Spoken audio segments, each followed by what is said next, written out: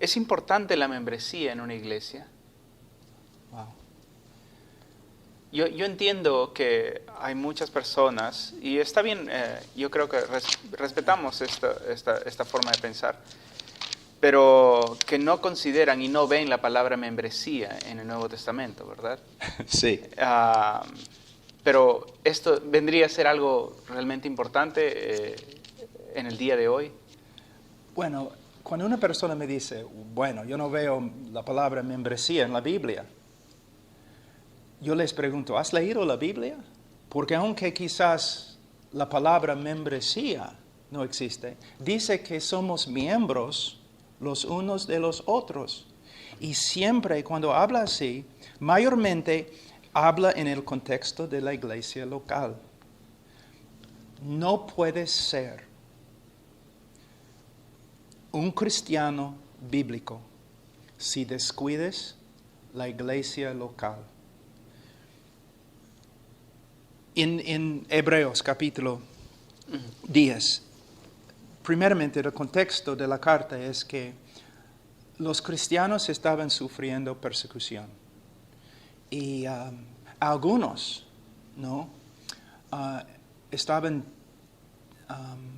aún estaban pensando o estaban en peligro de cometer apostasía, de volver al templo y dejar la congregación, dejar a Cristo. Ahora, el autor de Hebreos escribe en versículo 23 de capítulo 10, mantengamos firme la profesión de nuestra esperanza sin vacilar.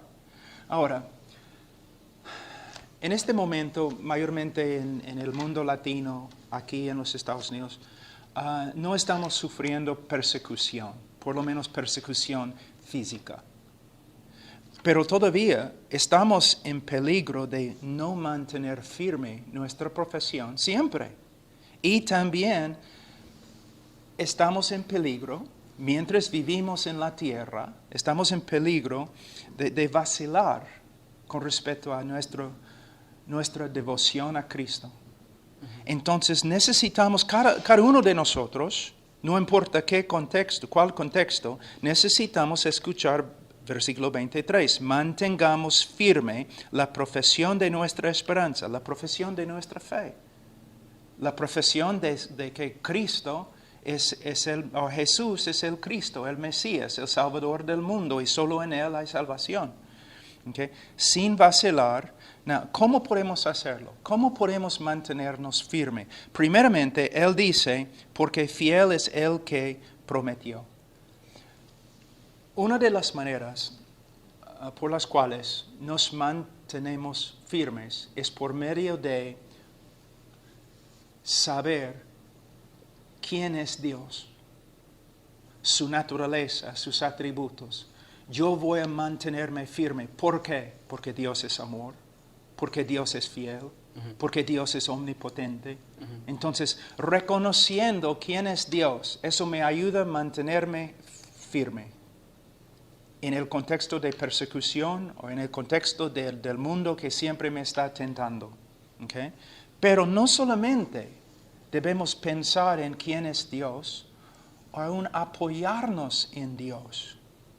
Dice también en versículo 24, y consideremos cómo estimularnos unos a otros al amor y a las buenas obras. Entonces, por supuesto, necesitamos el conocimiento de Dios para mantenernos firmes en este mundo caído. Por supuesto, es el comienzo de todo. Pero versículo 24 enseña que también nosotros necesitamos otros hermanos. Necesitamos estar comprometidos a otros hermanos en el contexto de una iglesia local. Okay? Entonces él dice, estimularnos unos a otros al amor y a las buenas obras. Cuando él menciona amor y buenas obras, él no está diciendo que en estas dos cosas consiste toda la vida cristiana, pero son como un resumen de todo lo que es la vida cristiana. amor. Es el primer mandamiento. Es el segundo. Debemos amar a Dios, debemos amar a nuestro vecino. Una persona que ha obedecido a Dios con respecto al mandamiento de amor ha cumplido todos sus mandamientos. Entonces, amor, un afecto sincero hacia mis hermanos en Cristo. Pero no solamente una actitud o un sentimiento, sino también algo que produce buenas obras. Porque no voy a amar solamente con mi lengua, sino con mis actos, mis obras. Entonces, aquí tenemos un resumen de todo lo que es una vida cristiana madura, ¿no? Y obediente. Entonces, ¿cómo podemos ser maduros? ¿Cómo podemos ser firmes? ¿Cómo podemos conformarnos a Cristo?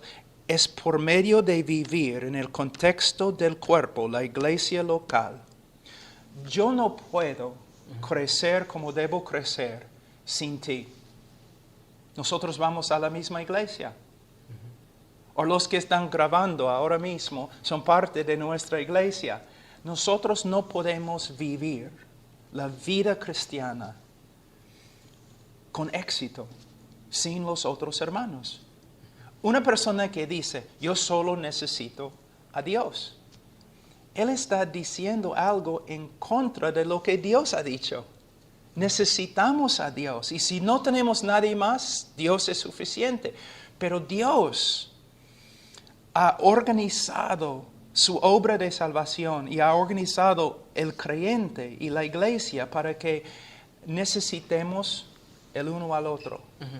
Y también dice, si una persona dice, pero yo tengo amigos, ¿no?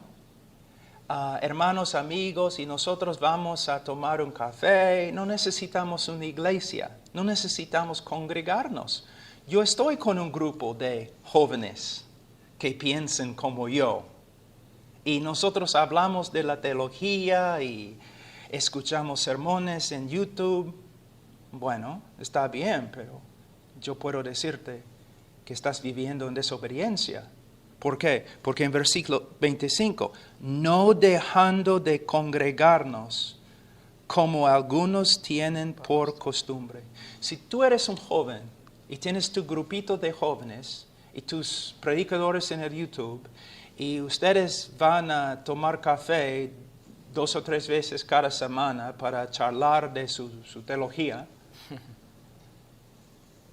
y no son parte de una iglesia, ustedes necesitan saber, tú necesitas saber que estás en desobediencia, estás viviendo de una manera contradictoria a la voluntad de Dios.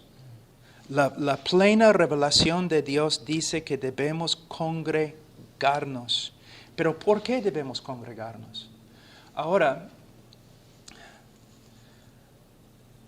en un culto o servicio de la iglesia, ¿no? Domingo en la mañana, miércoles, yo creo que las Escrituras respaldan el hecho que la prédica debe ser el centro del servicio. ¿Me entiendes? Y también nos congregamos para adorar a Dios, ¿no? Como un cuerpo. Entonces, es cierto que debemos congregarnos para predicar y escuchar la prédica, la palabra de Dios, para adorar a Dios. Pero algunas iglesias, aún iglesias buenas, con buenos predicadores, piensan esto es todo.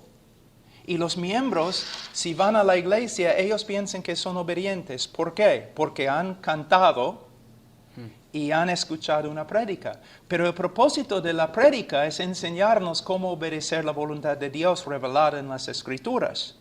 Entonces, no solamente debemos ir a la congregación o congregarnos para escuchar y cantar, sino también para, mira lo que dice, exhortándonos unos a otros, y mucho más al ver que el día se acerca.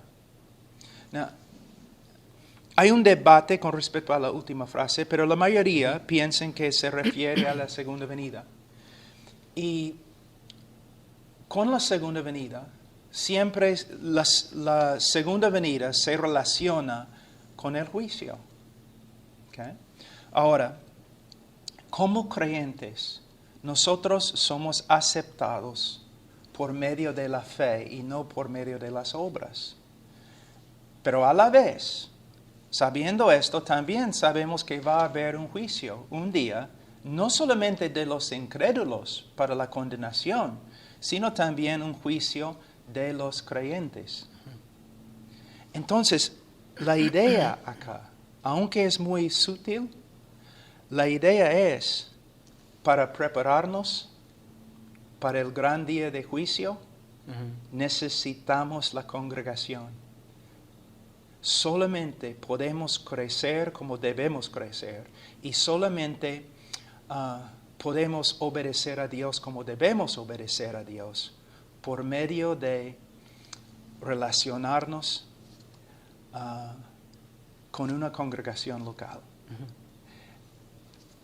Es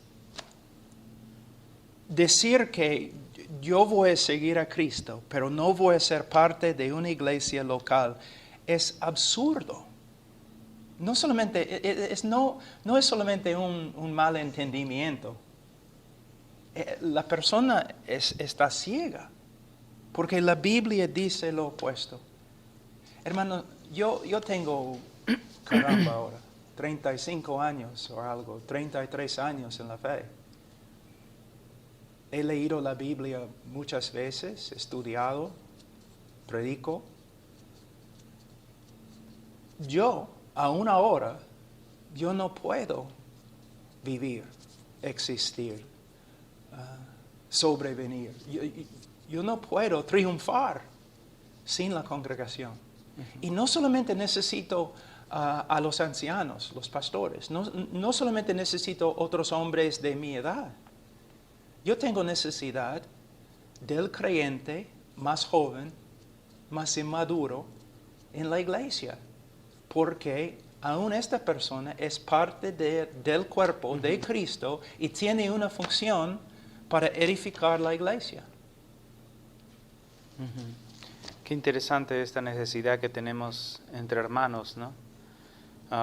Y el contraste que hay entre Dios, que no nos necesita. Deberíamos venir nosotros a darnos cuenta de cuán necesitados somos, ¿no? Sí. Y cuánto nos necesitamos de otros, Sí. y de Dios principalmente. Y sabe otra cosa que hace 10 años yo estuve en una conferencia y había varios predicadores muy maduros y buenos, piadosos. Pero en una parte de la conferencia, el pastor dijo, tenemos 5 jóvenes que se han convertido y que vamos a dar cada uno como 5 o 10 minutos para compartir su testimonio.